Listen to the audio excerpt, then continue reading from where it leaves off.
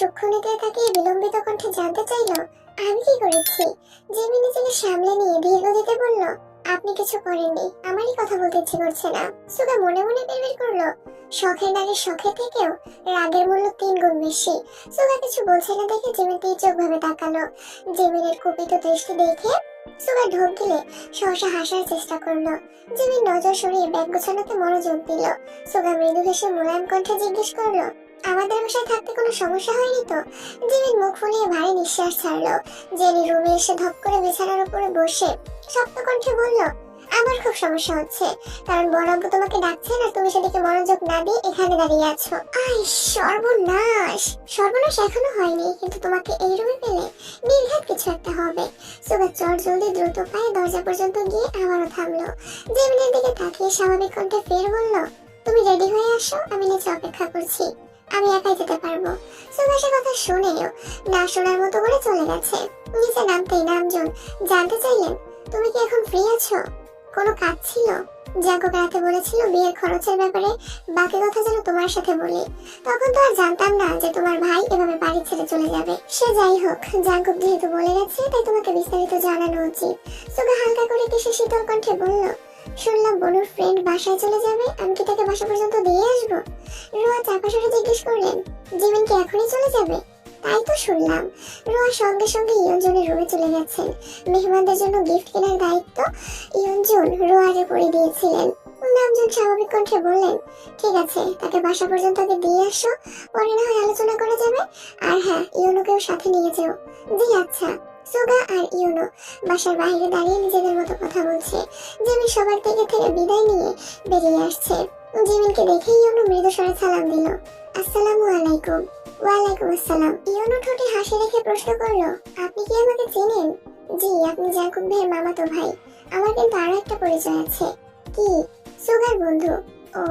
ইয়নো sugar দিকে তাকিয়ে উদাসীন কণ্ঠে জানতে চাইলো, এটা কি হলো? সুগা সহসা ঠোঁট উল্টালো। ইয়নো বড় করে নিঃশ্বাস ছেড়ে মৃদু স্বরে বলতে শুরু করলো, দেখুন, আমি ঘুরিয়ে পেঁচিয়ে কথা বলতে একদম পছন্দ করি না। আমার স্পেশাল বন্ধুর স্পেশাল মানুষ হিসেবে আপনাকে আমার খুব ভালো লেগেছে। আমার বন্ধুর মন খারাপের কারণ না হয়ে আপনি বরং তার সুখ পাখি হয়ে। সুগা আচমকা ইয়নোর মুখ চেপে ধরে বিড়বিড় করে বলল, তোকে এত কথা বলতে কে বলেছে? ইয়নো সুগার হাত টেনে আহ্লাদে কণ্ঠে বলল, ভাবি, আমাকে বাঁচান। জিমিনের হিমশীতল চাহনি দেখে সুগা ইয়নোকে ছেড়ে দিয়েছে। জিমিন কিছু না বলে চলে যাচ্ছে। সুগা দ্রুত এগিয়ে গিয়ে গম্ভীর কণ্ঠে জিজ্ঞেস করলো, কোথায় যাচ্ছ? বাসায়। কেন? মানে? ও সরি, বলছিলাম তুমি আমার সাথে নাকি একা কেন যাচ্ছ? আমার বাসা আমি চিনি, আমি একাই যেতে পারবো, ধন্যবাদ। সুগা মনে মনে বিড়বিড় করতে করতে গাড়ি নিয়ে আসছে। সুগার পাশের সিটে ইয়নো বসা। জিমিনের কাছাকাছি এসে গুরুগম্ভীর কণ্ঠে বলল, গাড়িতে বসো। সুগার কৃষ্ণরক্তিম চোখ দেখে জিমি না করতে গিয়েও কিছু বলতে পারলো না। মাথা নিচু করে গাড়িতে উঠে বসলো। ইয়নো যেতে যেতে গুনগুন করে গান গাইছে, কিন্তু সুগা আর জিমিন একদম নিশ্চুপ। অর্ধেক পথ যাওয়ার পর সুগা আকস্মাৎ ব্রেক কষলো। ইয়নোর দিকে তাকিয়ে চোখে ইশারা করলো। ইয়নো কপাল কুঁচকে বলে বসলো, চোখে ইশারা দিচ্ছিস কেন? যা বলার মুখে বল। সুগা ভারী কণ্ঠে বলল, গাড়ি থেকে নামতে বলছি। গাড়ি থেকে নামবো কেন? তোরা কি কথা বলবি বল, আমি না হয় কানে আঙুল দিয়ে রাখছি। যাবি? যাচ্ছি। তুই যে আমাকে মাঝ রাস্তায় ফেলে দিচ্ছিস, এটা বাসায় গিয়ে ফুপিয়ে ফুফাকে বলে সাথে তোর আব্বুকেও বলবো। যা ইচ্ছে বলিস। ইয়নো নামতেই সুগা আবারও গাড়ি স্টার্ট দিল। জিমিন মনোযোগ দিয়ে ফোন চাপছে। সুগার দিকে একবারের জন্য তাকাচ্ছে না। জিমিনদের বাসার গলিতে না ঢুকে সুগা অন্য রাস্তায় গাড়ি নিয়ে যাচ্ছে দেখে জিমিন শক্ত কণ্ঠে বলল, এদিকে কোথায় যাচ্ছেন? তোমার সাথে আমার কিছু কথা আছে। আমার এখন কোনো কথা শোনার ইচ্ছে নেই, আমাকে বাসা পর্যন্ত পৌঁছে দেন প্লিজ। না হয় এখানে নামিয়ে দেন, আমি একাই চলে যেতে পারবো। তুমি বাসায় গেলে আমার ফোন আর রিসিভ করবে না, তাই এখনই শুনতে হবে। সুগা গম্ভীর মুখ করে গাড়ি চালাচ্ছে। অনেকটা পথ যাওয়ার পর কিছুটা নির্জন রাস্তায় গাড়ি থামালো। গাড়ি থেকে নেমে জিমিনকে উদ্দেশ্য করে বলল, নেমে আসো। জিমিন গাড়ি থেকে নেমে চিবুক নামিয়ে দাঁড়িয়ে আছে। সুগা শান্ত কণ্ঠে বলতে শুরু করলো, আমি জানি তুমি আমার উপর রেগে আছো, তবু বলছি মাথা ঠান্ডা করে আমার কথাগুলো একটু শোনো। মন আর মোহনার সম্পর্ক অনেক গভীর। মনের আকস্মিক পরিবর্তন একটা মানুষকে মানসিক আর শারীরিক দুদিকেই অকেজো করে দিতে সক্ষম। প্রতিনিয়ত রং বদলানোর এই পৃথিবীতে আহত মন নিয়ে বেঁচে থাকা বড্ড দায়। তবুও আমাদের নতুন করে স্বপ্ন দেখতে হয়, মনের ভিতর বেঁচে থাকা নতুন উদ্যম জাগাতে হয়, কারণ আমরা কোনো না কোনো ভাবে কারো না কারো কাছে না চাইতেই বন্দী হয়ে যাই। ভাইকে আমি কেবল একবার মুখ ফুসকে মজা করে বলেছিলাম, তোমার বোনের প্রতি এখন যতটা আবেগ আছে সেটা যদি পরবর্তীতে না থাকে, তখন যদি তোমার মনে হয় বোন শুধু তোমার অবুঝ মনের বিবশ বাসনা ছিল, আমার ছেলে মানুষ এই কথাগুলো ভাইয়ের কাছে এতটা গুরুত্বপূর্ণ হয়ে যাবে আমি কোনোদিন কল্পনাও করতে পারিনি। এত রিকোয়েস্ট করেও ভাইকে থামাতে পারিনি। ওই পরিস্থিতিতে আমি না পারছিলাম বাসায় কিছু জানাতে, আর না পারছিলাম ভাইয়াকে আটকাতে। বাধ্য হয়ে চুপচাপ সবকিছু মেনে নিয়েছিলাম। সেই ঘটনার পর থেকে আমার মাথায় সর্বক্ষণ একটা অজ্ঞাত দুশ্চিন্তা ঘুরপাক খেত। তবে ভাইয়া বরাবরই নিজের জায়গায় অক্লিষ্ট ছিল। প্রথম দিকে বোনের ব্যাপারে আমার সাথে কথা বলতে ইতস্ততা বোধ করলেও বিয়ের পর ভাইয়া সম্পূর্ণ বদলে গিয়েছিল। আমি এমন একটা মানুষ যে ভাইয়ের পাগলামির চরম মাত্রা যেমন দেখেছি, তেমনি ভাইয়ার অবাধ ধৈর্যের অন্তত দেখেছি। 12,000 কিলোমিটার দূরে থেকেও একটা মানুষ আর একটা মানুষকে ঠিক কতটা ভালোবাসতে পারে এটা ভাইয়াকে না দেখলেই হয়তো আমি বিশ্বাসই করতাম না। একটা সময় পর্যন্ত আমি খুব ভয় পেতাম। ভাই হয়ে একমাত্র বোনের ব্যাপারে এত বড় সিদ্ধান্ত একা নিয়েছি বলে নিজেকে নিজে খুব দোষারোপ করতাম। কিন্তু এখন আমি গর্ব করে বলতে পারি আমি আমার বোনের জন্য বেস্ট সিদ্ধান্তটাই নিয়েছিলাম। হয়তো ভাইয়ের বিয়ে করার সময়টা ভুল ছিল, কিন্তু নিয়তে কোনো ভুল ছিল না। ভাই বোনকে সবসময় বউয়ের মর্যাদায় দিয়ে এসেছে। জিমিন, তুমি বিশ্বাস করবে না ভাইয়া কত রাত নির্ঘুম কাটিয়েছে, কত রাত বোনের জন্য সীমাহীন কেঁদেছে। বাসায় ফিরে প্রথম বোনের চোখের দিকে তাকাতে পারতো না, বোনের সাথে 2 মিনিট ভালোভাবে কথা পর্যন্ত বলতে পারতো না। ওই পরিস্থিতি থেকে নিজেকে সামনে স্বাভাবিক জীবনে এসেছে। নিজেকে প্রতিষ্ঠিত করার জন্য অদৃশ্য জেদকে কাজে লাগিয়েছে। এই সব কিছু তো ভাইয়াই করলো, কিন্তু আমি আমার ভাইয়ের জন্য কি করলাম? উত্তর ছিল কিছুই না। তাই সিদ্ধান্ত নিয়েছিলাম আব্বু আর বড় আব্বু দুজনকে যা বলার আমিই বলবো। যেহব ভাইয়াকে জানানোর পর যেহব ভাইয়া বলেছেন ওনারা আমার সাথে থাকবেন। গেলাম বড় আব্বুর অফিসে, কিন্তু ভাগ্যক্রমে শুধু বড় আব্বুকেই পেয়েছিলাম। সাহসের অভাবে প্রথম দিকে বিয়ের বিষয়টা মুখ পর্যন্ত এনেও বলতে পারছিলাম না। বড় আব্বু বোধ হয় কিছুটা আন্দাজ করতে পেরেছিলেন, তাই যেহব ভাইয়াদের পাঠিয়ে আমার সাথে আলাদাভাবে কথা শুরু করেছিলেন। খুব সহজে কৌশলে আমার থেকে সবকিছু জেনেও নিয়েছিলেন। আমিও সেদিন কোনো কিছু বলতে দ্বিধাবোধ করিনি।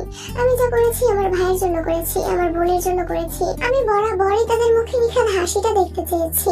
এই সব কিছু শোনার পর তোমার যদি মনে হয় আমি ভুল করেছি, তাহলে তোমার যা ইচ্ছে বলতে পারো, আমি কিছুই বলবো না।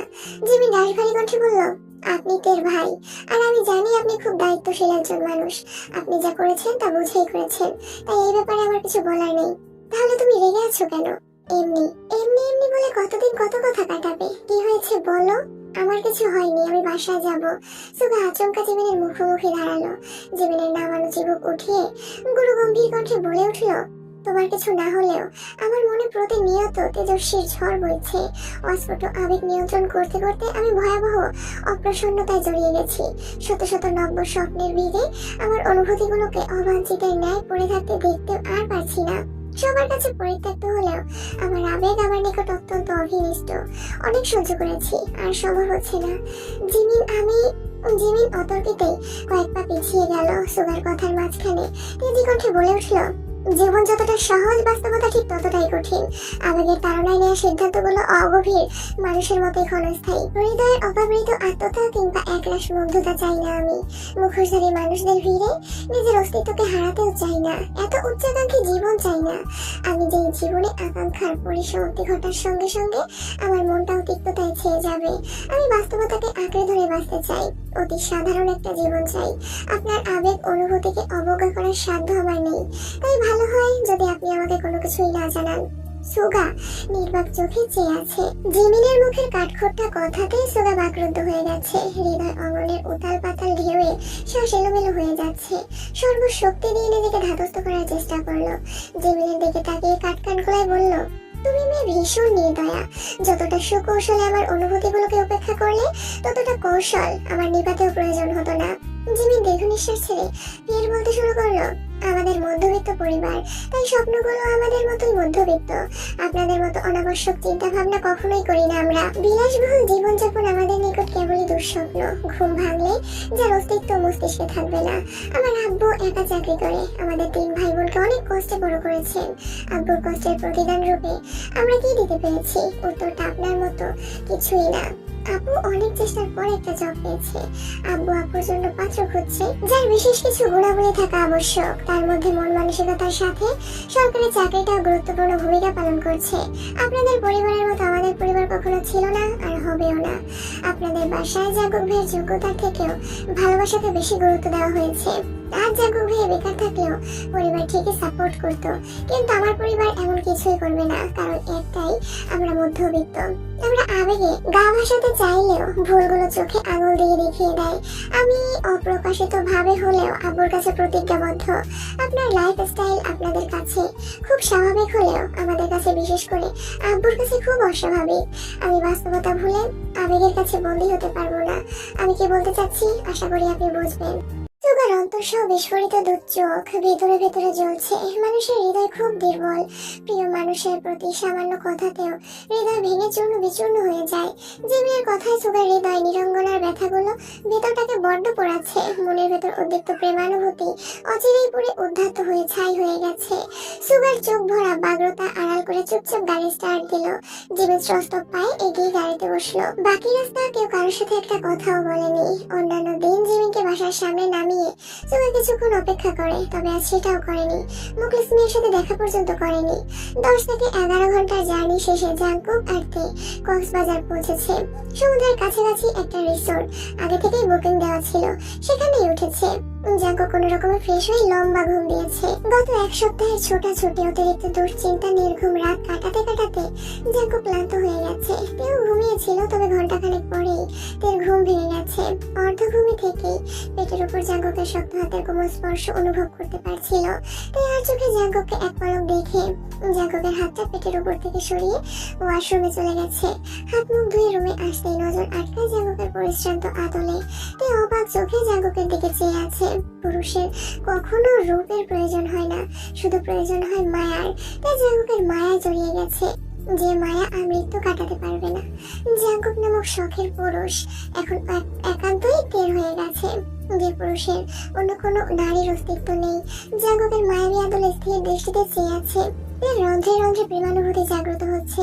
শেষ বিকেলের অনুজ্জ্বল আলোতে জাঙ্কুকের মায়াময় আদল দেখে নতুন করে জাঙ্কুকের প্রেমে পড়েছে। সমুদ্রের গর্জন কানে বাজতেই তে গুটি গুটি পায়ে বারান্দায় গেল। রিসোর্টটা খুব বেশি দূরে না হয় সমুদ্রের উত্তাল ঢেউগুলো স্পষ্ট দেখা যাচ্ছে। জীবনে প্রথমবারের মতো কক্সবাজার এসেছে। বাসায় অনেকবার বললেও কখনো সেভাবে কাউকে রাজি করাতে পারেনি। কিছুক্ষণ সমুদ্রের ঢেউ আর গর্জন শুনে পুনরায় রুমে আসছে। জাঙ্কুক তখনও গভীর ঘুমে নিমগ্ন। কি করবে বুঝতে না পেরে বিছানার পাশে বসলো। জাঙ্কুকের উন্মুক্ত শরীর, গলার কিছুটা নিচে কালো তেলটা জল জল করছে। তাই কিছুক্ষণ মুগ্ধ চোখে চেয়ে থেকে আচমকা সদস্যই হাসলো। হাসির সাথে লজ্জা আড়াল করতে সহসা দুহাতে মুখ লুকিয়ে ফেলেছে। কয়েক সেকেন্ড সময় নিয়ে ধীর গতিতে নিঃশ্বাস ছেড়ে দু আঙুলের ফাঁক দিয়ে জাঙ্কুক আবারও জাঙ্কুককে দেখতে লাগলো। জাঙ্কুকের মতো তেরও আজ বলতে ইচ্ছে করছে, আমার মনের রাজকুমার আজ আমার হৃদয় স্ফুরিত উত্তপ ছড়াচ্ছে। জাঙ্কুক ঘুমের মধ্যেই পাশে হাত রেখে তের উপস্থিতি বোঝার চেষ্টা করছে। 2-3 বার হাত রেখে থেকে না পেয়ে ঘুমের মধ্যে কপাল কুঁচকে নিভু নিভু চোখে তাকালো। তের ঠোঁটের কুহুত হাসি দেখে জাঙ্কুক কানমনে হেসে উঠলো। জাঙ্কুকের হাসি দেখে তে থতমত খেয়ে বিছানার পাশ থেকে উঠে যেতে চাইলো। জাঙ্কুক আচমকা এক টানে তেকে নিজের সাথে জড়িয়ে নিল। আতঙ্কেতে দু চোখ বন্ধ করে ফেলেছে। জাঙ্কুক এক হাত তের পিঠ বরাবর জড়িয়ে ধরে আছে, অন্য হাতে তের কপালে পড়ে থাকা চুলগুলো কানের পাশে সরাতে সরাতে নিরুদ্যম কণ্ঠে বলল, আর কতদিন এভাবে লুকোচুরি করবে? এখন তো আমি তোমার পার্মানেন্ট সম্পত্তি হয়ে গেছি। জাঙ্কুক ভ্রু নাচাতে লজ্জায় জাঙ্কুকের প্রশস্ত বুকে মুখ লুকালো। জাঙ্কুক দুহাতে তেকে শক্ত করে জড়িয়ে ধরে কানের কাছে বিড়বিড় করলো, তুমি এত লজ্জা পেলে? তেকো কি আসবে কেমন করে? তে কর্কশ কণ্ঠে বলল, ইস ছাড়ুন আমাকে। তুমি কি জানো তোমার প্রতিটা হাসি ভয়ঙ্কর রকমের সুন্দর, আর সেই হাসি দেখলেই আমার মনে শুধু প্রেম প্রেম ফিল হয়। গত 2টা বছর বিয়ে করা বউয়ের কাছ থেকে কিভাবে নিজেকে দূরে রেখেছি, এটা যদি তুমি বুঝতে তাহলে 1 সেকেন্ডের জন্য আমার থেকে দূরে যেতে চাইতে না। তে জাঙ্কুকের বুক থেকে ওঠার চেষ্টা করছে কিন্তু পারছে না। তে বাধ্য হয়ে ভীত কণ্ঠে ফের অনুরোধ করলো, ছাড়ুন। জাঙ্কুক ধীর কণ্ঠে শুধালো, মনের ভেতর যে আগুন জ্বালিয়েছো সেই আগুন নিভাবে কে শুনি? তে হতবিহ্বল। জাঙ্কুকের বলা প্রতিটা বাক্য নির্লজ্জতার পরিচয় দিচ্ছে। তে বলার মতো কোনো কথাই খুঁজে পাচ্ছে না। জাঙ্কুক মোলায়েম কণ্ঠে ডাকলো, বউ। তে নিশ্চুপ হয়ে জাঙ্কুকের বুকের উপর শুয়ে আছে। জাঙ্কুক পুনরায় ডাকলো, ও বউ। জাঙ্কুক সহসা থেকে বিছানায় শুয়ে কাত হয়ে তের মুখের উপর ঝুঁকে আলতোভাবে তের কপালে কিস করলো। তের চোখে চোখ রেখে নিজের ঠোঁট ইশারা করে আদুরে কণ্ঠে বলল, I want a deep kiss. আমি পারবো না। কেন? আমার লজ্জা লাগে। আমার লজ্জা লাগছে না কেন? কারণ আপনি নির্লজ্জ। জাঙ্কুক ঠোঁট বেঁকিয়ে হেসে কোমল কণ্ঠে বলল, আমি না হয় নির্লজ্জ বেহায়া, আপনি তো খুব লজ্জাবতী। তা একটা অসহায় ছেলের অসুস্থতার সুযোগ নিয়ে তাকে কিস করার সময় আপনার লজ্জা কোথায় জমা দিয়ে আসছিলেন? মানে আমি কেন কিস করেছি? আমি যখন জ্বরের ঘরে পড়েছিলাম তখন আপনি আমার অসহায়ত্বের সুযোগ নিয়েছিলেন, এখন সবকিছু ভুলেও গেলেন। বাহ ম্যাডাম বাহ, আপনি সেদিন টের পেয়েছিলেন? আম্মুর পরে তুমিই একমাত্র নারী যার গায়ের গন্ধ আমি উপলব্ধি করতে পারি। তুমি নিঃশব্দে আমার পাশ ঘেঁষে গেলেও আমি নিগুড় ঘুমে থেকে সেটা অনুভব করতে পারি। তুমি দূর থেকে এক পলক তাকালেও আমার হৃদয় আর মস্তিষ্ক সদা জাগ্রত হয়ে ওঠে। তোমার স্পর্শে আমার শরীরের প্রতিটা শিরা উপশিরায় রক্ত সঞ্চালন তীব্র থেকে তীব্র হতে শুরু করে। তোমাকে আগেও বলেছি আমি নিঃশ্বাসের শব্দে তোমার অস্তিত্ব উপলব্ধি করতে পারি। তুমি আমাকে কিস করবে আর আমি সেটা বুঝতে পারবো না? কিভাবে ভাবলে তুমি? এই শুকনো মুখে ঢোক গিলে মোলায়েম কণ্ঠে বলল, সরি। ধুর পাগলি, ভালোবাসায় সরি টরি সব মূল্যহীন। ভালোবাসায় কেবল ভালোবাসায় অর্থবহ। জাঙ্কুক পুনরায় নিজের ঠোঁট ইশারা করলো। তে উল্টে অসহায় মুখ করে তাকিয়ে আছে।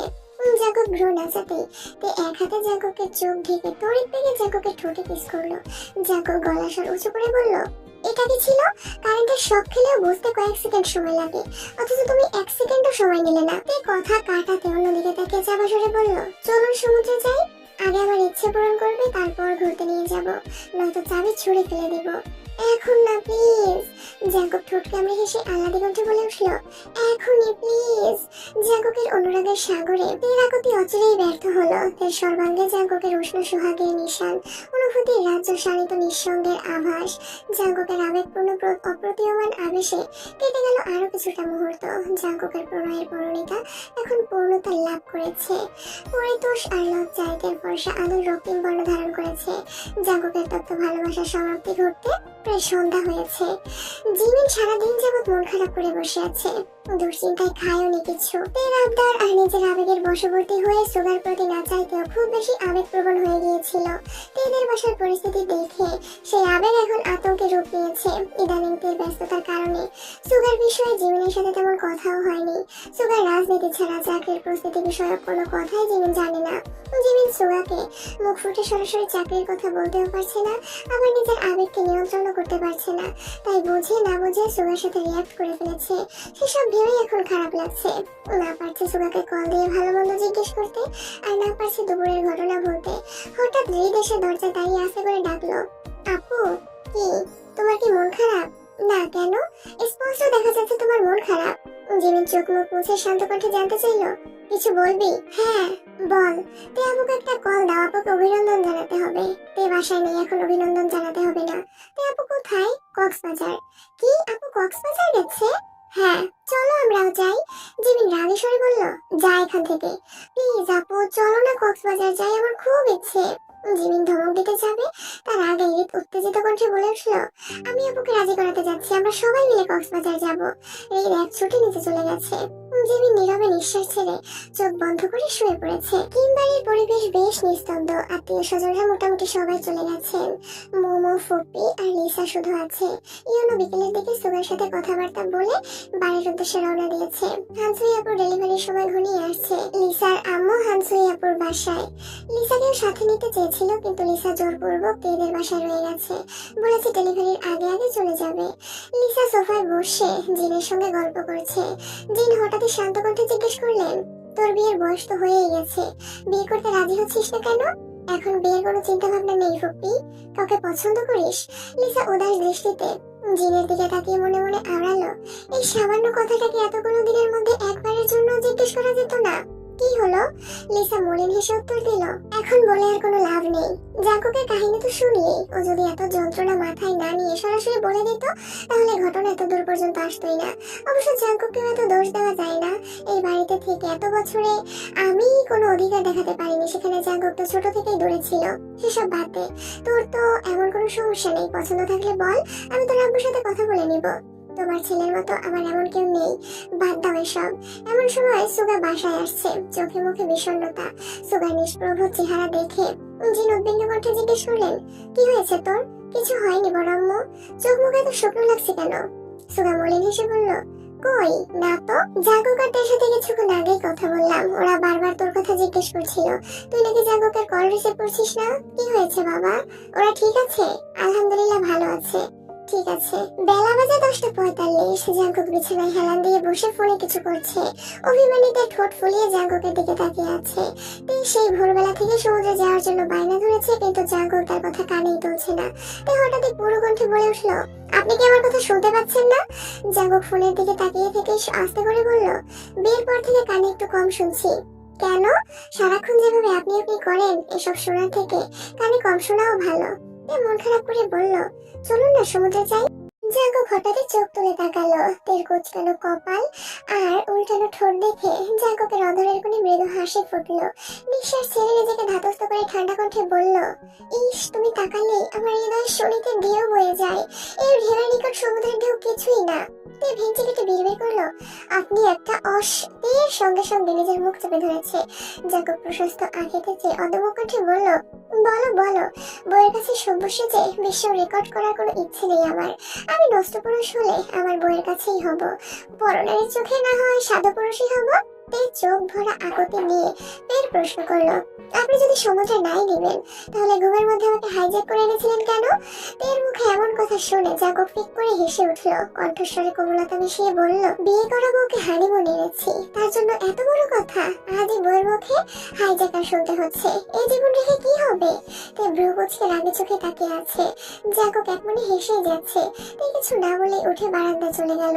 জাগক বেশ কয়েকবার ডেকেছে, কিন্তু তে রুমে আসার নামই নিচ্ছে না। জাগক বিছানা থেকে উঠে বারান্দায় গিয়ে তের পাশ ঘেসে দাঁড়ালো। তের চুলের শক্ত বাঁধন খুলে চুলগুলো উন্মুক্ত করে দিল। তের সুদীর্ঘ কেশরাশি বাতাসে এলোমেলো ভাবে উঠছে। তের চোখ ঘুরিয়ে জাগকের দিকে তাকালো, তবে কিছুই বলল না। জাগক মুচকি এসে আস্তে করে বলল, হৃদয়ে প্রেমের আগুন জ্বালিয়ে অভিমানে কেন যেতে চাও অন্তরালে? তের নীরবতা দেখে জাগক মোলায়েম কণ্ঠে ফের বলল, রাগ করে না জানো, বিকেলে ঘুরতে নিয়ে যাব। আপনি রুমে যান, আপনার সাথে কোনো কথা নেই। সত্যি তো? হ্যাঁ ঠিক আছে। জাগক ভাব নিয়ে রুমে চলে আসছে ঠিকই, কিন্তু তে আর আসছে না। 5 মিনিট পেরিয়ে 10 মিনিট হতে চলল। তে রুমে আসার কোনো নামই নেই। জাগক ফোন হাতে নিয়ে জিহবের নাম্বারে কল দিল। জিহব কল রিসিভ করে গুরু গম্ভীর কণ্ঠে বলল, খুব সুখে আছিস না? দরকারে কল দিলে রিসিভ করার প্রয়োজন মনে করিস না। বউ পেলে আগে তো সব ভুলে যেতিস, এখন আর কি বলবো? শুধু একটা কথাই বলি, বউ কিন্তু আমারও আছে।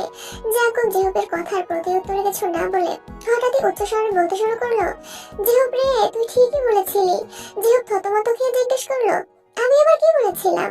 জাগক দাঁতে দাঁত চেপে বিড়বিড় করলো, চুপ থাক। জাগক প্রগাঢ় কণ্ঠে ফের বলল, বিয়ে তো করেছি, কিন্তু এখন বুঝতেছি তুই যা বলেছিলি একদম ঠিক বলেছিলি। ভেবেছিলাম বিয়ে করেই সব ঠিক হয়ে যাবে, কিন্তু আমি ভুল ছিলাম। এই দুদিনেই আমি আমার গার্লফ্রেন্ডের শূন্যতা উপলব্ধি করতে পারছি। ও পাশ থেকে যেসব চাপা স্বরে বলছে, কত নাটক করে বিয়েটা করলি, এখন আবার গার্লফ্রেন্ড খুঁজিস, হারামি কোথাকার। জাগক কণ্ঠ 3 গুণ শ্রেণীকে তুলে আবার অঙ্গুর বলল, যে হোক তুই তাকে বলে দিস আমি খুব মিস করছি তাকে। তুই রুমে আসতে জাগক ফিসফিস করে বলে উঠল, কাজ হয়ে গেছে, রাখি এখন। তুই রাগান্বিত কণ্ঠে হুঙ্কার দিল, আপনি কাকে মিস করছেন? জাগক অন্যমনস্ক ভাবে উত্তর দিল, আমার গার্লফ্রেন্ডকে। কে সে? ছিল কোনো এক মায়াবতী। একদম ফাজলামো করবেন না, আমি কিন্তু সিরিয়াস। আমিও সিরিয়াস। তুমি বিশ্বাস করবে না, সে আমাকে পাগলের মতো ভালোবাসতো। আমাকে দেখার জন্য দিনরাত ছটফট করতো, আমার সাথে কথা বলার জন্য, ঘুরতে যাওয়ার জন্য দেওয়ানা ছিল। অথচ তুমি সামান্য কথাতেই তার দু চোখ টলমল করছে। একরাশ মন খারাপের মুহূর্তেই মনের উঠোনে অন্ধকার নেমেছে, বুকের বাম পাশে তীব্র যন্ত্রণা হচ্ছে। তার মন বলছে জাগককে ব্যতীত অন্য কাউকে ভালোবাসতেই পারে না, কিন্তু মস্তিষ্ক যেন মনের কথা বুঝতেই চাইছে না। একটু তাই বিষিয়ে দিচ্ছে তার কোমল মনটাকে। জাগক মন নেই অন্যদিকে তাকিয়ে আছে। আচমকা নাক টানার শব্দে জাগক দৃষ্টি ফেরালো। তের চোখ মুখ দেখে আতঙ্কে বিছানা থেকে নেমে তের দুবাহু চেপে ধরে আদরে কণ্ঠে শুধালো, এই কি হয়েছে তোমার? তের নিস্তব্ধতা দেখে জাগক ভীতকর কণ্ঠে বলতে শুরু করলো, আগেই বলে দিচ্ছি একদম কাঁদবে না। তোমার বাপের কলিজার টুকরাটাকে আমি নিয়ে আসছি, যত্নে না রাখতে পারলে আমাকে সোজা জেলের ভাত খাওয়াবে। তের শীতল চোখে তাকিয়ে কাঁদো কাঁদো কণ্ঠে জানতে চাইলো, আপনার কি সত্যি গার্লফ্রেন্ড আছে? জাগক নিঃশব্দে হেসে তের কাঁধের উপর আলতোভাবে হাত রেখে মুলায়ম কণ্ঠে বলল, হ্যাঁ আছে তো, এই যে আমার সামনে। আগে জাঙ্কুকের নাম শুনলেই যার বুকে তোলপাড় চলতো, জাঙ্কুককে দেখার জন্য রাতের পর রাত ব্যালকনিতে অপেক্ষা করতো, না খেয়ে বসে থাকতো। সময় অসময়ে জাঙ্কুককে দেখার জন্য কারণ ছাড়াই আশেপাশে ঘুরঘুর করতো, অভিমানে গাল ফুলাতো। সেই অভিমান ভুলে আমারও জাঙ্কুকের প্রণয়ে আসক্ত হতো। সে প্রেমিকা না হলে আর কি হলো বলো তো? জাঙ্কুক ভ্রু গুটিয়ে ধীর কণ্ঠে ফের বলল, বউ তুমি প্রেমিকা হিসেবেই ভালো ছিলে, কারণ তখন তুমি আমার জন্য উন্মাদ ছিলে। মনে হচ্ছে বিয়ের পর তুমি সুস্থ হয়ে গেছো, তাই আমার প্রতি তোমার পাগলামিও কমে গেছে। তেই জাঙ্কুকের চোখের দিকে তাকে আনমনে হাসলো। জাঙ্কুক কিছু বলতে যাবে তার আগেই তিনি নিচু হয়ে নিজের কাঁধে থাকা জাঙ্কুকের হাত ছাড়িয়ে বিছানার উপর উঠে দাঁড়িয়েছে। তৎক্ষণাৎ জাঙ্কুকের শার্টের কলার চেপে জাঙ্কুককে নিজের দিকে ঘোরালো। জাঙ্কুক বিপুল চোখে তার দিকে তাকিয়ে আছে। তীর গালে আর নাকের ডগা লাল টকটকে হয়ে আছে, তবে তার গভীর চোখে উৎকণ্ঠার রেশ মাত্র নেই। জাঙ্কুকের কপালে পড়ে থাকা অগোছালো চুলগুলো খুব যত্ন সহকারে গুছিয়ে কিছুটা ঝুঁকে তে আকস্মাৎ জাঙ্কুকের কপালে নিগড় চুমু দিল। জাঙ্কুকের প্রশস্ত দু চোখ সহসা দ্বিগুণ প্রশস্ত হয়ে গেছে, নিঃশ্বাস আটকে গেছে। তে কিছুটা সরতে জাঙ্কুকের বিমোহিত চাহনির মুখোমুখি হলো। জাঙ্কুকের চাহনি দেখে তে ভিতরে ভিতরে লজ্জায় আড়ষ্ট হচ্ছে ঠিকই, তবে বাহিরে প্রকাশ করলো না। তে ঢোক গেলে সঙ্গে সঙ্গে জাঙ্কুকের অধরে নিজের অধর চেপে ধরেছে। জাঙ্কুক তড়িৎ বেগে তের পেট বরাবর ধরে থেকে বিছানা থেকে নামিয়ে নিজের সঙ্গে চেপে ধরেছে।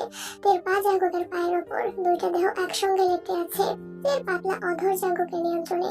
জাঙ্কুকের নিখাত ভালোবাসায় তে আবারও ধরা দিতে বাধ্য হলো। দু চোখ বন্ধ করে শার্টের উপর দিয়ে জাঙ্কুকের পিঠ খামচে ধরেছে। 24 ঘন্টা পেরিয়ে যাচ্ছে, সুগার সাথে জিমিনের কোনো কথাই হচ্ছে না। জিমিন বেশ কয়েকবার ফোন হাতে নিয়েছে, কিন্তু সাহস করে সুগার নাম্বারে কল দিতে পারছে না। অনেক ভাবনা চিন্তার পর জিমিন সুগার নাম্বারে কল দিল, কিন্তু সুগার নাম্বার বন্ধ। জিমিন ভ্রুকুচকে নাম্বারটা চেক করে আবারও কল দিল। সুগার নাম্বার বন্ধ পেয়ে জিমিনের বুক কাঁপছে, ঘন ঘন নিঃশ্বাস ফেলছে। চোখের সামনে আইরিনের থাপ্পড়ের ঘটনাটা বারবার মনে পড়ছে। জিমিন কপাল চাপড়ে রাশভারী কণ্ঠে বলল, সব সময় রাগ নিয়ন্ত্রণে রাখতে পারিস, তাহলে কাল কেন পারলি না জিমিন? ওনাকে কিছু না বললে কি হচ্ছিল না তোর? সুগার ফেসবুক হোয়াটসঅ্যাপ কোথাও অ্যাক্টিভ নেই দেখে ভয়ে জিমিনের হাত পা ঠান্ডা হয়ে আসছে। তের নাম্বারে কল দিতে গিয়েও আটকে গেছে। দিশা পিশা না পেয়ে মোমোর দেওয়া একটা নাম্বারে কল দিল, মূলত ফোনটা তেই হির। মোমো কল রিসিভ করে ফিসফিস করে বলল, ভাবি কোথায় তুমি? বাসায়। কেন? সুগা ভাইয়া গতকাল সন্ধ্যার পর বাসায় এসে একটু পর এসেই যে বের হয়েছিল, এখনো বাসায় আসেনি। বাসার সবাই খুব টেনশন করছে। তোমার সাথে কি কথা হয়েছে? না, কিন্তু উনি কোথায়? জানি না, ফোন বন্ধ। ভাইয়ের বন্ধুরাও কিছু জানে না। এখন রাখছি, কেউ দেখে ফেললে আবার বকা খেতে হবে। শোনো, মোমো কল কেটে দিয়েছে। জিমিন দু হাতে মাথা চেপে নির্বিকার ভূমিতে বসে আছে। সুগার রাগ আর জেদ সম্পর্কে জিমিনের খুব ভালোই ধারণা আছে। জেনে বুঝে এত বড় ভুল কিভাবে করলো সেসব ভেবেই ক্লান্ত হয়ে যাচ্ছে। জিমিনের চিৎকার করে কাঁদতে ইচ্ছে করছে, কিন্তু সেটাও পারছে না, কারণ বাসার কেউ টের পেলে এই নিয়ে অশান্তি সৃষ্টি হবে। টিম বাড়িতে তুলকালাম কাণ্ড চলছে। সুগার কি হয়েছে সেটা জানতে সবাই উঠে পড়ে লেগেছে, কিন্তু কেউই কিছু বলতে পারছে না। এক পর্যায়ে নামজুন জাঙ্কুকের নাম্বারে কল দিল। কে তখন ওয়াশরুমে। জাঙ্কুক কল রিসিভ করে বারান্দায় চলে গেছে। নামজুন গম্ভীর কণ্ঠে বললেন, তোমার ভাইয়ের কি হয়েছে? জানি না, আমার সাথে ওর কথা হয়নি। ওর ফোন বন্ধ, গতকাল রাত থেকে বাসায় নেই। কি শুরু করেছো তোমরা? কিছু হওয়ার আগে তুমি বাড়ি ছেড়ে চলে যাও। তোমার দেখা দেখি সুগাও শুরু করেছে। ওর যদি কাউকে পছন্দ থাকে তাহলে বলো, বিয়ের ব্যবস্থা করি, কিন্তু এভাবে কাউকে কিছু না বলে বাড়ি ছেড়ে চলে যাওয়ার কি মানে? জাঙ্কুক ঢোক গেলে শান্ত কণ্ঠে বলল, তেমন সিরিয়াস কিছু তো আমি জানি না। এখানে আসার পর ওর সাথে আমার কোনো রকম কথাই হয়নি। আমার সাথে ওর আগে কথা বলতে হবে। ঠিক আছে, দেখো কোনোভাবে যোগাযোগ করতে পারো কিনা। আর যাই হোক, পছন্দ থাকলে আগে ভাগেই জানিও। জি আব্বু, খোঁজ নিও তোমার মতো আবার গোপনে বিয়ে করে ফেলেছে কিনা। মানে? এখন আর মানে মানে করতে হবে না। তুমি যে আরো 3 বছর আগে কাবিনের কাজ সেরে ফেলেছো, এটা আমি খুব ভালোভাবে জানি। শুধু আমি না, এখন বাসার সবাই জানে। আপনাকে কে বলেছে? কে আবার বলবে? তোমার প্রাণ প্রিয় ভাই সুগা। তোমার বিয়েতে আমি যেন কোনো প্রকার বাধা সৃষ্টি না করি, তার জন্য আমার পায়ে ধরা শুধু বাকি রেখেছে। আমি মানছিলাম না বলে এক পর্যায়ে নিজের ঘাড়ে তোমাদের বিয়ের সব দায় নিয়ে বহুবার রিকোয়েস্ট করে আমাকে রাজি করিয়েছে। দেও না তোমার বিয়েতে, আমি এমনি এমনি রাজি হয়ে গিয়েছি। আমি শুধু সুগার অসহায় মুখটা দেখে রাজি হয়েছি। আমি যদি সেদিন রাজি না হতাম তাহলে তোমাদের ভাইয়ে ভাইয়ে সম্পর্ক নষ্ট হয়ে যেত, যেটা আমি কোনোদিনও চাই না। আমি যেমন আমার ভাইদের সবসময় আগলে রেখেছি, আমি চাই তোমাদের সম্পর্কটাও একরকম থাকুক। তাই আবার বলছি, সুগার সম্পর্কে এমন কিছু জানলে আগেই জানিয়ে দাও। আমি সুগার সাথে যোগাযোগ করে তারপর আপনার সাথে কথা বলবো, আপনি চিন্তা করবেন না। ঠিক আছে, সুগার সাথে কথা হলে বাসায় আসতে বলো। জি আচ্ছা। জাঙ্কুক প্রভূত আঁখিতে দূরের আকাশে চেয়ে আছে। দেখে না পেলে জাঙ্কুক মরে যাবে এই কথা নামজনকে বলায় জাঙ্কুক সুগার উপর নিজের রাগ ঝেড়েছিল। অথচ তাদের বিয়ে কোনো ঝামেলা ছাড়া সম্পূর্ণ হওয়ার পেছনে সুগার হাত ছিল। এটা জেনে আর জাঙ্কুকের খুব খারাপ লাগছে। সুগারকে জড়িয়ে ধরতে হাজারবার ধন্যবাদ দিতে ইচ্ছে করছে। জাঙ্কুকের সঙ্গে সঙ্গে সুগার নাম্বারে কল দিল। সবার মতো জাঙ্কুকও নাম্বার বন্ধ পেল।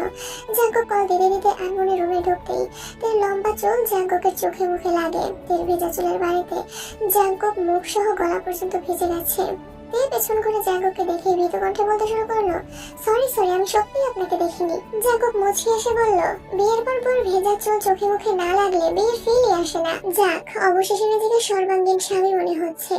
চিবুক নামিয়ে কয়েক কদম পেছাতে জাঙ্কুক আশ্চর্য নয়নে তাকালো। তার পরনে জাঙ্কুকের একটা সাদা শার্ট, সঙ্গে প্লাজো, গলায় একটা স্কার্ফ, ওড়না পেঁচানো। জাঙ্কুক বিস্তীর্ণ আঁখিতে তাকিয়ে আছে। তার চোখ তুলে তাকে কিঞ্চিৎ হেসে বলল, এভাবে তাকিয়ে আছেন কেন? সুন্দর লাগছে না? খুব। তে মোলায়েম কণ্ঠে বলল, ঘুরতে যখন নিয়েই যাবেন না তখন এত সুন্দর ড্রেস আর শাড়ি পরে কি হবে? তাই রাগ করে আপনার শার্ট পরে ফেলেছি। একবার বলুন ঘুরতে নিয়ে যাবেন, তাহলে এখনই সাজুগুজু করবো। থাক না, এভাবেই ভালো লাগছে। কাছে আসো, হাতাটা ঠিক করে দেই। তে ভেঙচি কেটে বের করলো, আমি আপনার নতুন শার্ট পরে নিয়েছি, আপনার কি রাগ লাগছে না? যেখানে আমিই তোমার সেখানে শার্ট আর এমন কি? এদিকে আসো। তে এগিয়ে আসলো। জাঙ্কুকের পরনের শার্টের হাতা ফোল্ড করতে করতে ধীর কণ্ঠে শুধালো, জেমিনের সাথে ইদানিং কোনো কথা হয়েছে? না, কেন? সুগার সাথে জেমিনের মনে হয় কোনো ঝামেলা হয়েছে। ইয়োনো কাল মেসেজ দিয়ে শুধু বলেছিল সুগা জেমিনের সাথে আলাদাভাবে কথা বলতে যাচ্ছে, কিন্তু তারপর কি হয়েছে সে জানে না। সুগা ওনাকে কিছু বলেনি। একটু আগে আব্বু কল দিয়েছিল, বললেন রাত থেকে সুগা বাসায় নেই। বাসায় নেই মানে কোথায় গেছে? কেউই জানে না। সুগার ফোন বন্ধ। জিমিনকে কল দিয়ে জিজ্ঞেস করো কোনো সমস্যা কিনা। আচ্ছা। তার সঙ্গে সঙ্গে জিমিনের নাম্বারে কল দিল।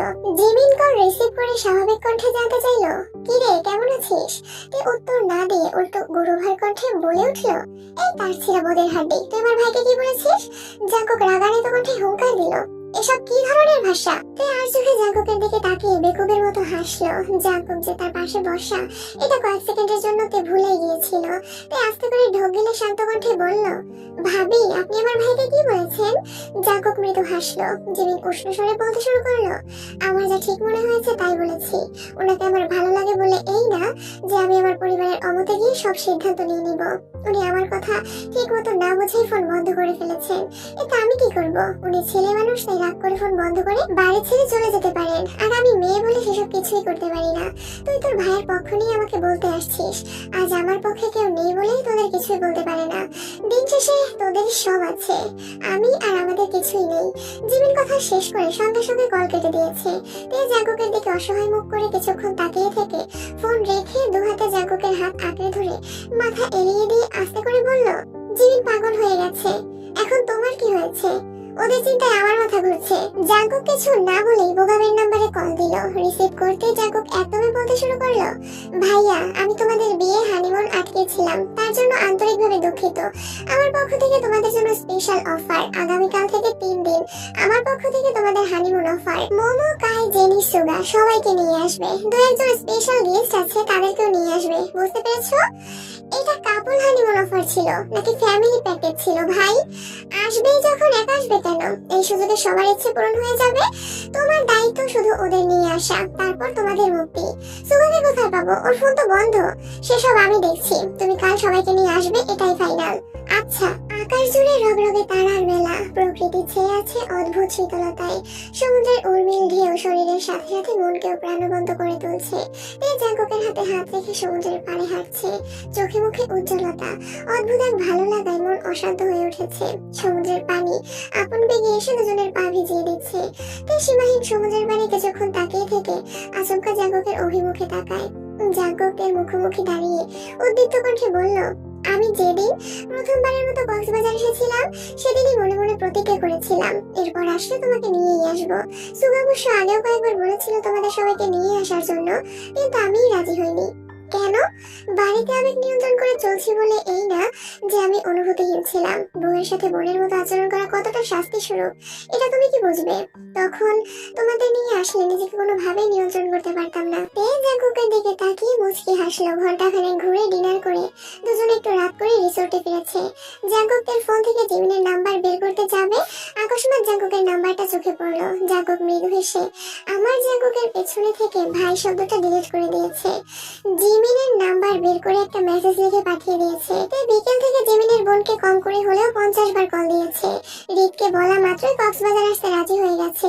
জিমিনের বোন শুরুতে রাজি না হলেও তের তুমুল জোরাজোরিতে এক পর্যায়ে বাধ্য হয়ে জিমিনকে পাঠাতে রাজি হয়েছে। তে বলেছিল জিমিনের আপু যেন তাদের সাথে আসে, কিন্তু সময়ের অভাবে উনি যেতে পারছেন না। জিমিনের বাসার সবাই রাজি হলেও জিমিন কক্সবাজার যেতে একদমই রাজি না। তের অতিরিক্ত জোরাজোরির জন্য এক পর্যায়ে তের কল রিসিভ করাও বন্ধ করে দিয়েছে। তে শুয়ে শুয়ে অনর্গল সুগার আর জিমিনের কথা বলেই চলেছে। জাঙ্কুক অনেকক্ষণ যাবত ট্রাই করতে করতে একসময় সুগার ফোনে কল ঢুকেছে। সুগার কল রিসিভ করে স্বাভাবিক কণ্ঠে জানতে চাইলো তোমরা কেমন আছো। জাঙ্কুক উত্তর না দিয়ে তপ্ত স্বরে বলল আগামীকাল ভোরে বোগাম ভাইয়া, ভাবি, মোমো, জেনিরা সবাই কক্সবাজার আসছে। তোর ইচ্ছে হলে তুইও তাদের সাথে আসতে পারিস। আমার আপাতত ইচ্ছে নেই, তোমরা আনন্দ করো। জাঙ্কুক ভারী কণ্ঠে বলে উঠলো সমস্যা নেই, তোর ইচ্ছে না থাকলে মনের বিরুদ্ধে আসতে হবে না। জিমিন আর তার ভাইও আসবেই আর কি। ঠিক আছে রাখি তাহলে। জিমিন কক্সবাজার যাবে? হ্যাঁ। আমাদের সাথে? মানে বোগাম ভাইয়া, জেনি, মোমো ওদের সাথে?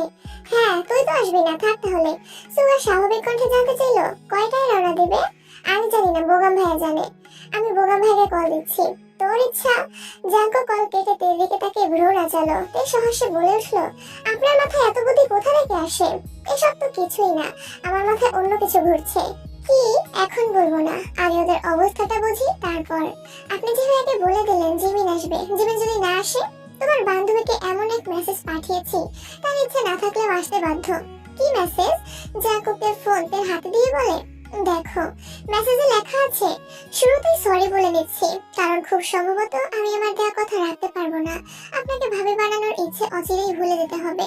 আপনি ভাইকে কি বলেছেন আমি জানি না, কিন্তু তারপর থেকে ভাইয়ের মনের অবস্থা খুব খারাপ। ভাইয়ের অবস্থা দেখে বাসা সবাই সিদ্ধান্ত নিয়েছে ভাইয়ের মন ভালো না হলে 72 ঘন্টা পরে ভাইকে বিয়ে করাবে। পাত্রীও রেডি আছে, আপনি সম্মতি না দিলে আমরা কিছুই করতে পারছি না। ভাইয়া রাগ করে বাসা থেকে বেরিয়ে গেছে, তবে 72 ঘন্টার মধ্যে সঠিক সমাধানে না আসতে পারলে 72 ঘন্টার পর পরিবারের পছন্দকে মেনে নিতে হবে। আপনি যদি আমার ভাইকে পছন্দ করেন তাহলে আগামীকাল তাদের সাথে কক্সবাজার আসবেন। আর যদি মনে করেন আপনার আমার ভাইকে প্রয়োজন নেই তাহলে 72 ঘন্টার পর আপনার আমাদের বাসায় বিয়ে দাওয়াত রইল। আপন ভাবি না হতে পারলেও দুঃসম্পর্কের ভাবের সমান মূল্যায়ন করব। আপনার জীবন আপনার সিদ্ধান্ত। ভালো থাকবেন। আপন ভাবি বলতে পারছি না, তাই আবারও সরি। তুই মেসেজ পড়ে হাসবে নাকি মন খারাপ করবে সেটাও বুঝতে পারছে না। হঠাৎ প্রশ্ন করলো আপনি যে মেসেজ পাঠিয়েছেন জিমি যদি বুঝে যায়? বুঝলে বুঝবে, আজ না হয় কাল সে তো আমাদের বউ হলে সবকিছুই জানবে, কিন্তু আপাতত তাদের মধ্যকার ঝামেলা মেটানো প্রয়োজন। তাই আকস্মাৎ আহ্লাদি কণ্ঠে বলে উঠলো জিমিকে যত তাড়াতাড়ি সম্ভব ভাবি বানানোর ব্যবস্থা করুন প্লিজ, আমার আর ভালো লাগছে না। জাগক মোলায়েম কণ্ঠে জানতে চাইলো তুমি তাই চাও? ঠিক আছে ম্যাডাম, তুমি যা চাইবে তাই হবে। জিমিন কাঁথা দিয়ে চোখ মুখ ঢেকে শুয়ে আছে। সব কাজ শেষ করে জিমিনের বোন রুমে আসছে।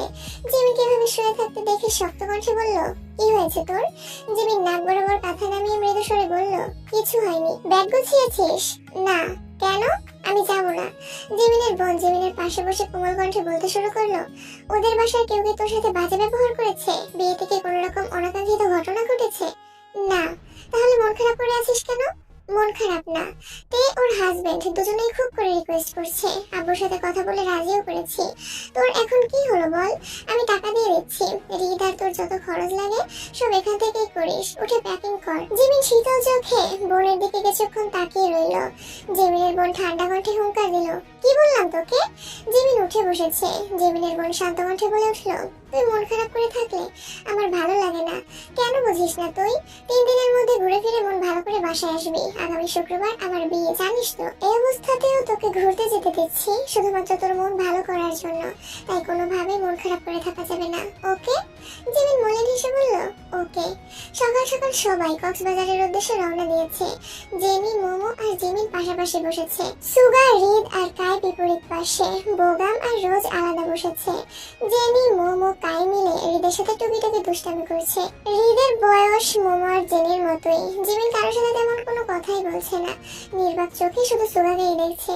সুগা প্রায় পুরো রাস্তায় চোখ বন্ধ করে বসেছিল। দু একটা কথা বললেও জিমির সাথে না কোনো কথা বলেছে আর না একবারের জন্য তাকিয়েছে। তে আর জাংকুক আগে থেকেই ওদের জন্য অপেক্ষা করছে। তে আজ সবুজ রঙের মোটামুটি গর্জিয়াস একটা শাড়ি পরেছে, যদিও শাড়িটা জাংকুকই পরিয়ে দিয়েছে। তের শাড়ির সাথে মোটামুটি ম্যাচিং করে জাংকুকও একটা সবুজ পাঞ্জাবি পরেছে। জেনি মোমোরা নেমে ছুটে তের কাছে চলে গেছে। তাদের সাথে সাথে হৃদও তের সাথে কথা বলতে চলে গেছে। সুগা নামতেই জাংকুক এগিয়ে এসে সুগাকে জড়িয়ে ধরলো। সুগা জিজ্ঞেস করলো, কি হয়েছে ভাইয়া? তোকে জড়িয়ে ধরতে খুব ইচ্ছে করছিল। মনের ভিতরে চাপা কষ্টের জন্য মন খুলেও হাসতে পারছে না, তবুও সুগা মলিন হাসার চেষ্টা করলো।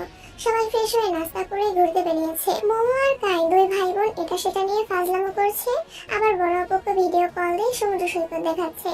জেনি আর হৃদ টুকটাক কথা বলছে। হৃদের আগে কোথাও কোথাও ঘুরতে গিয়েছিল, কার সাথে গিয়েছিল, এখানে কেন আসছে সেসব নিয়ে গল্প করছে। তে আর জিমিন কিছুটা দূরে। তে ধীর কণ্ঠে জিজ্ঞেস করলো, তোর আর ভাইয়ের মধ্যে কি হয়েছে? কিছু না। কিছু তো অবশ্যই হয়েছে। ভাইকে তোর সাথে রাগারাগি করেছে? না। তাহলে? আমি ওনার সাথে রাগ দেখিয়েছি।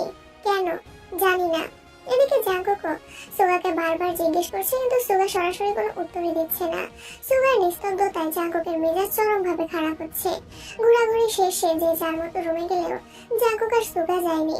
জাংকুক সুগার কাঁধে হাত রেখে গম্ভীর কণ্ঠে জানতে চাইলো, তুই কি ভেবেছিস নিজের মধ্যে কষ্ট চাপিয়ে রাখলে সব ঠিক হয়ে যাবে? ঠিক হবে না জানি, তবুও আমি কারো সুখের সময় দুঃস্বপ্ন হতে চাই না। কোন দুঃস্বপ্নের কথা বলছিস? তুই খুব ভালো করেই জানিস, তুই না থাকলে আমার সুখের স্বপ্নগুলো এখনো দুঃস্বপ্ন হয়েই থাকতো। তুই আমার ভাই হয়ে আমাকে না জানিয়ে এত বড় কাজ করেছিলি বলে আমি অভিমান করে তোকে না জানিয়ে তোর বোনকে এখানে নিয়ে আসছিলাম, কিন্তু তোর দুঃখ ভুলে আমি সুখের সময় কাটাতে পারতাম না ভাই, তাই বাধ্য হয়ে তোদের জোর করে এখানে আনিয়েছি। এখন বল তোর কি হয়েছে?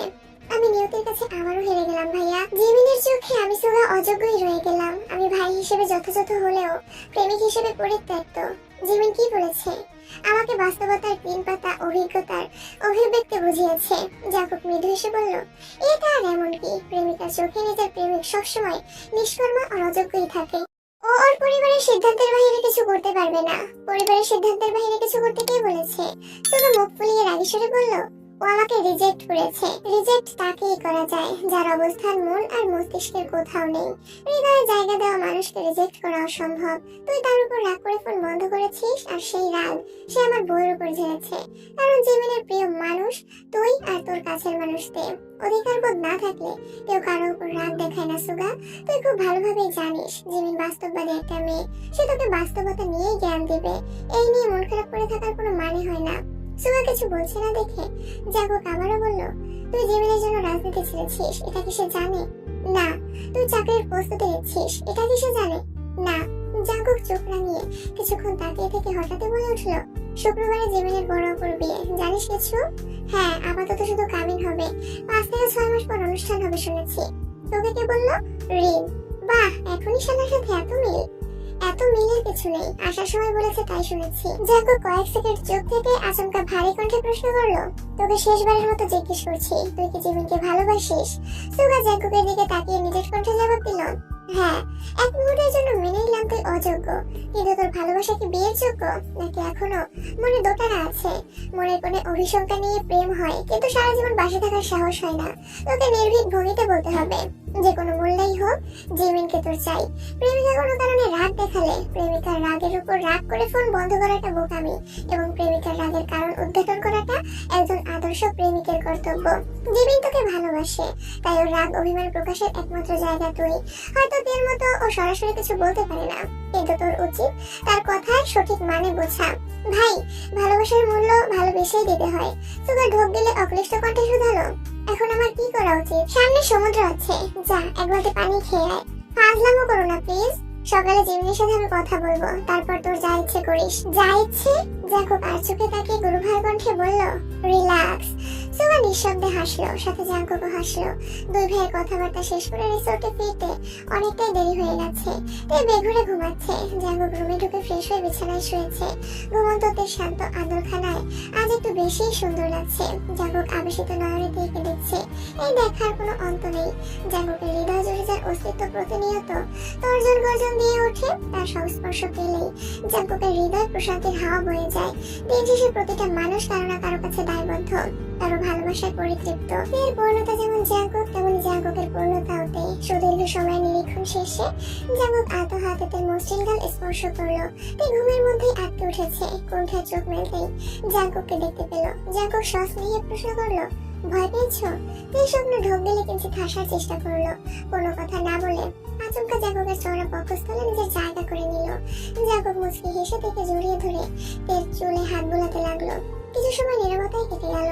তে হঠাৎই জাঙ্কুকের উন্মুক্ত বুকের নখ দিয়ে আঁচল দিতে দিতে ডাকলো, শুনছেন? তুমি ডাক শোনার যোগ্যতা কি আমার নেই? আছে, কিন্তু কিন্তু কি? আমি যদি তুই থেকে তুমিতে আসতে পারি, তুমি কেন আপনি থেকে তুমিতে নামতে পারছো না? তুমি তুমি তুমি হয়েছে। এখন বলো জাঙ্কুক, জাঙ্কুক ভাই। জাঙ্কুকের মাথায় আস্তে করে ধাক্কা দিয়ে ভারী কণ্ঠে বলল, জাঙ্কুকের সাথে ভাইয়ের সম্পর্ক মরে গেছে, এখন শুধু জাঙ্কুক আছে। বলো জাঙ্কুক।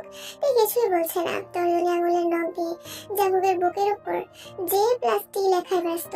তীর লেখা শেষ হতেই জাঙ্কুকের হাত চেপে ধরে মোলায়েম কণ্ঠে বলল, বুকের উপর J+T লিখতে হবে না ম্যাডাম, এই নাম হৃদয়ে স্থায়ীভাবে লেখা হয়ে গেছে। মৃত্যুর আগ পর্যন্ত এই নাম অক্ষত থাকবে। আপনাকে যেটা বলেছি সেটা বলুন। কি বলবো? জাঙ্কুক। জাঙ্কুক। Good girl. আবার বলো। ইস, আর পারবো না। আমি কি স্কুল পড়তে আসছি নাকি? হ্যাঁ, তুমি জাঙ্কুকের স্কুলে ভালোবাসার ট্রেনিং করতে আসছো। বলো জাঙ্কুক, এখন পুরোটা বলো। জাঙ্কুক শুনছো? জাঙ্কুক নিঃশব্দে হেসে বলল, উফ, তুমি এভাবে ডাকলে আমি বিনাশের দোরগোড়া থেকেও ফিরে আসতে সক্ষম হব। তাই অতর্কিতে জাঙ্কুকের বুকে চিমটি কাটলো। জাঙ্কুক মৃদু স্বরে বলল, কি বলতে চেয়েছিলে বলো। আমি একবার আপনার অফিসে গিয়েছিলাম। আপনার রুমের দেওয়ালে ডি লেখা ছিল। তখন আপনি আমাকে ডি এর মানে বলেননি। আপনার বেশ কিছু ফেসবুক পোস্টেও ডি লেখা দেখেছি। এই ডি এর মানে কি? দিলশা। দিলশা মানে কি?